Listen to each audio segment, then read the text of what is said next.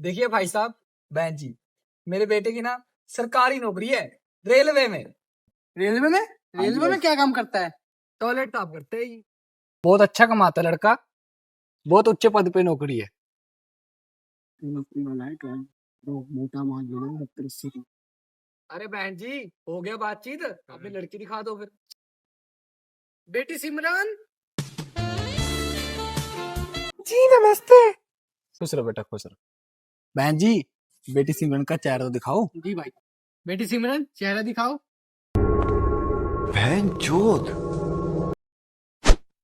बहन जी, मुझे तो लड़की पसंद है।